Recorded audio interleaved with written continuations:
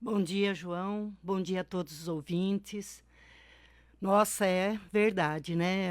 É uma vida, né? Uhum. São 28 anos Mas de é um. tão jovem ainda, né? Verdade, verdade. Ainda muitas coisas a serem realizadas, né? Muitas conquistas ainda. Eu lembro que você está nessa história já lá desde o começo, né? Como que nasceu a ideia de criar essa entidade? Bom, João, na verdade, acho que a história da maioria das entidades, né? Ela sempre nasce de uma necessidade. De uma busca, né, dos próprios usuários, de familiares também. E com a MESF foi dessa forma também.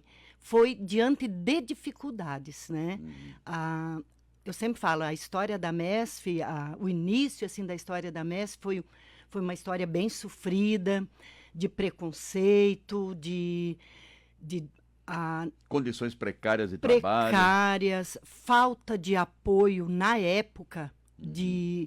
do poder público, que na verdade a gente sempre fala, a MESF nasceu de um descaso da, do poder público. O, Eu até diria assim, até interesse político de alguns por trás de uma entidade que tem que trabalhar para outras pessoas, né? Exatamente. A história da educação em si no Brasil é uma história assim meio, né, tem os seus altos, os seus baixos, né? E a história da educação especial, ela passa por isso mesmo, né? E a fundação da MESF, ela nasceu realmente da necessidade de se buscar um espaço maior, principalmente isso. Na época,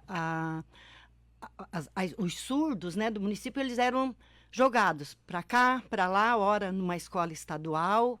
De repente não se tinha mais sala, porque nunca eram prioridade naquele espaço, né? Ah, Até porque necessitava de um profissional capacitado para atender a necessidade dele, né? exatamente.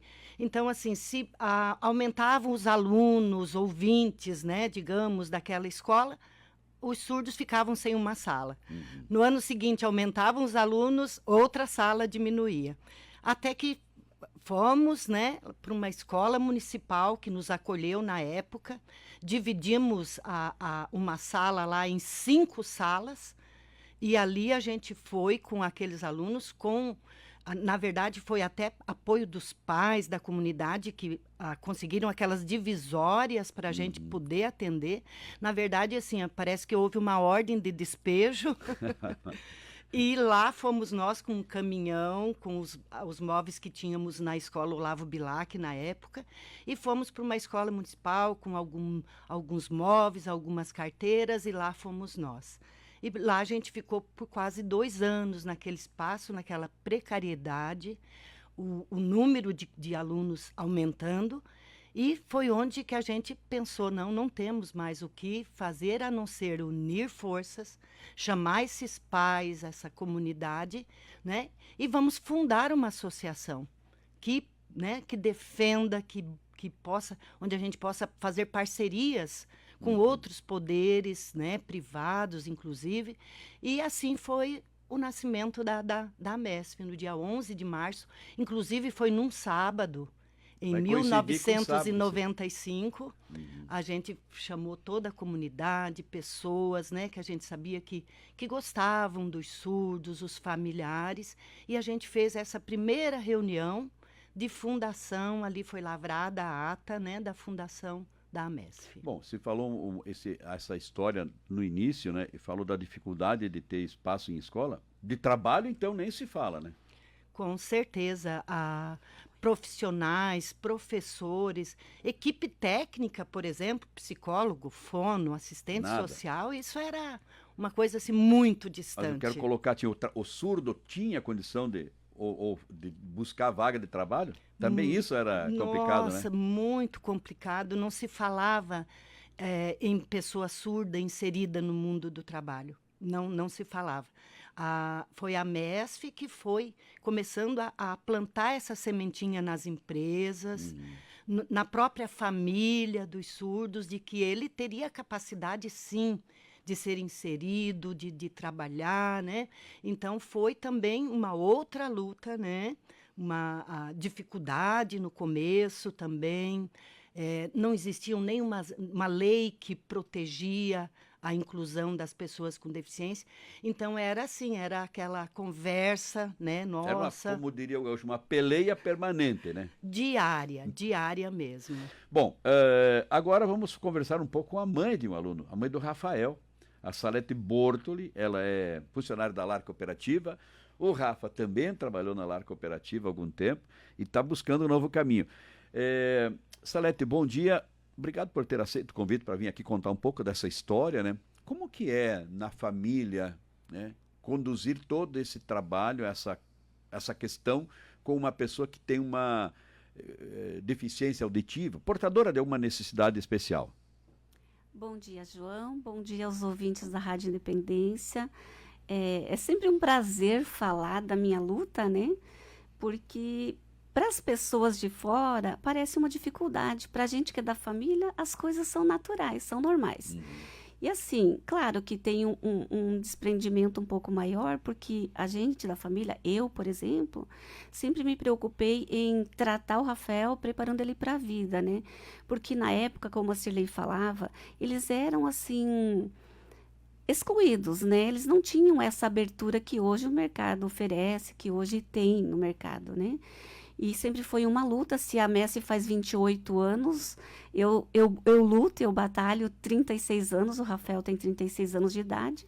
Dentro de casa a gente é uma família normal, a gente acaba se acostumando com a Libras, com os sinais caseiros, né? Que a gente Ele mesmo... no mundo de silêncio e vocês um pouco mais de barulho. Exato, mas a gente dentro de casa acaba criando uma Libras diferente, o sinal caseiro que a gente acaba se entendendo, né? E aí foi uma luta, eu acredito que a MESF começou com o Rafael, mais 2, 3 alunos, né? Então o Rafael há 36 anos luta e briga junto com a gente por um espaço e graças a Deus foi se abrindo esse espaço, né? E aí com o passar dos anos o Rafael foi inserido no mercado, a Lar deu uma oportunidade para ele, para mais um colega dele, né? E ele ficou 19 anos na Lar. Ele faz 19 anos de Lar em 1º/4 agora. E agora ele está deixando a cooperativa Lar para assumir uma fase nova na vida dele, né? Estudando, está trabalhando ainda na Lar, mas deixa agora a Lar dia 31. E em 1º/4, é uma coincidência, ele entra a trabalhar na Messi como instrutor, orientador, fazendo parte, interagindo com o grupo. Bom, você falou um pouco da família que para vocês é considerado normal, né? Para nós é uma coisa mais complicada, né? Mas tiveram que aprender, né? Exato. Libras e etc, né? Para Isso poder, mesmo. Né? Graças ao apoio da escola, né? Então isso veio, esse trabalho com os pais foi feito junto com a escola. Então, fora a gente não tinha esse conhecimento, né? Então a MESF veio com os profissionais trabalhar e até assim preparar, porque no começo a aceitação é um pouco complicada, né? Você aceitar que tem um filho diferente e ter que buscar coisas diferentes para ele ser reconhecido, para ele ser aceito, é uma luta diária.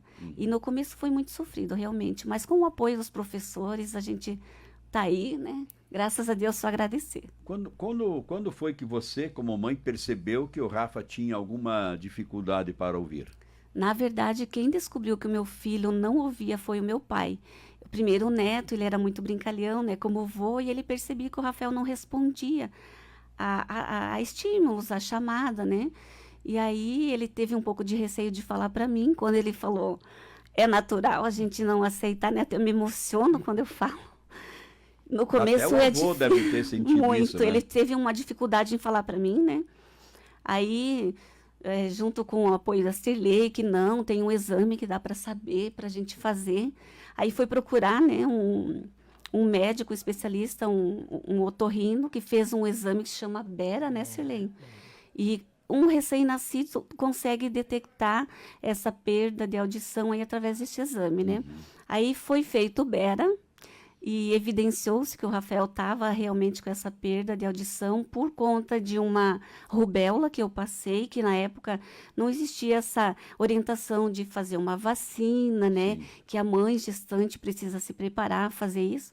Não tinha isso. E eu passei uma rubéola e o Rafael ficou com uma perda de audição. Então, descobrindo que ele era surdo, começou a batalha, né? procurar como que ele vai estudar, em que lugar que ele vai estudar. Ele não tinha idade para ir para a escola, mas e daí? Como é que vai ser quando ele vai crescer? Que escola ele vai poder estudar? Aí a gente conhecia a Cirlei, não existe e tal. Aí foi o Rafael para a escola de mamadeira, fralda, chupeta, e a Cirlei começou a batalhar pelos surdos. Foi aí que começou. A Cirlei é um pouco mãe dessa garotada, né? Muito, mas talvez mais do que eu. Cirlei. É uma história bonita, né? Da Salete, né? E do Rafa. É verdade. É uma história de... E todos são assim, né? Não é só do Rafa. Eu acho que, claro, o Rafa, a gente sempre fala, o Rafael é um exemplo. Tanto que ele é um modelo para os surdos, né? Ele foi um menino que muito cedo foi para a escola e essa é a necessidade, isso que a gente sempre passa para as famílias, né? Quanto mais cedo se começar um trabalho, né, de estimulação, de mostrar para ele essas possibilidades, né? É isso que a Messi hoje faz com os alunos que ela atende. Mostra que existem possibilidades, sim, de você ter uma vida normal, né? Eu sou diferente, sim, mas eu posso ter uma vida normal, eu posso ter uma família, eu posso ter um emprego, eu posso estudar. E é isso que a gente faz no dia a dia, né? E quando a Salete fala, né, da luta da família, a gente participa junto dessa luta, né? A gente está ali e justamente para poder proporcionar isso da melhor maneira possível, né? Amenizar, de repente, esse baque que a família recebe, né, quando descobre que tem um filho com alguma deficiência. Então, é o papel das entidades, né? É o papel de uma entidade fazer isso, né? Trazer essa família para perto, dizer que existe sim possibilidades, né? E é isso que a gente faz todos os dias, né? Salete, você disse que no começo você ficou assim, preocupada, chocada e tal. Como é que você olha para o Rafa hoje? Ele é totalmente independente. Hoje ele se vira sozinho, ele não precisa... Claro, algumas coisas a gente precisa ainda orientar, né? Mas desde cedo, como eu te falei, eu sempre me preocupei em ele ser independente. Então, eu não queria que as pessoas vissem ele como um coitado. Eu precisava sofrer para poder fazer ele crescer. Então, hoje deu certo. Ele se vira, ele é independente, ele tem uma vida normal. Eu sempre falo, o Rafael dirige, tirou uma carteira de habilitação, ele tem uma vida... A única coisa que ele faz diferente de nós é não falar. É falar pelos sinais. Ele fala de sinais, mas ele faz tudo que um ouvinte faz. E aí, Cirlei, a escola preparou os pais também, né, para isso, né? Não apenas os seus alunos, né? Exatamente, João. E tem aquela história, porque o meu filho ele é surdo e ele é muito nervoso, ele dá aqueles gritos e não sei o quê e tal. Mas não é bem assim, né? Não, isso é falta de conhecimento das pessoas, né? Porque, na verdade... De aprender, né? O surdo, ele não é nervoso, né? Na verdade, às vezes ele tem, pela dificuldade da comunicação, né? Existe essa questão aí de dizer que ele é nervoso, mas não, é pela falta de comunicação mesmo. E então, onde que a gente sempre fala, né? Busca nas empresas, divulgar o trabalho da Libras, da importância das pessoas que convivem diariamente, né? Fazer cursos de Libras é outra preocupação da Messi também. Preparar pessoas, né, que estão aí na comunidade para poder ter essa comunicação mais efetiva com eles. E o que vem pela frente agora, Salete? Agora é outra fase na vida dele, né? Então, agora ele conquistou a casa dele, ele mudou, está morando sozinho, vai para uma nova fase de profissional agora. É um desafio para ele, mas desafios estão aí para enfrentar, né? E a gente fica como sempre na retaguarda, né? Tem que sair, vai voar. Qualquer coisa, o ombro está aqui. O ombro da mãe está aqui, né? Precisando, estamos aqui para ajudar, para apoiar. A escola também apoia muito. E eu falo sempre para a Cirlei, o que a escola, os professores falam, parece que eles dão uma atenção, eles acreditam mais do que o próprio pai fala. Então, o que a escola ensina é regra para a vida deles, né? Então, a escola é um pilar principal na vida deles. Ouviu bem, Cirlei? Você viu pilar, a responsabilidade, né? E não é só a né? escola da Messi, toda escola é um pilar para a vida da gente, né? Exatamente. E com a escola especial, né? É maior ainda essa responsabilidade, né? Porque a gente está aí junto com as famílias, o desejo da Salete é que ele voe, né? Que o Rafael voe, e o nosso desejo também. É para isso que a gente está lá. Para que eles voem, para que eles conquistem o espaço que é de direito deles, né? E a MESP estará sempre à disposição. Eu conversei com Cirlei Brod, presidente da MESP, e a Salete Bortoli, mãe de um aluno surdo da MESP, e falamos um pouco dos 28 anos de fundação da instituição, que será celebrado sábado, dia 11 de março. Agradeço por terem vindo para a entrevista. Uma bonita história, viu, Salete? Muito obrigado. Obrigado, Cirlei. A gente que agradece sempre, João, a oportunidade, né, de falarmos dessa linda associação que é a MESP. Muito obrigada.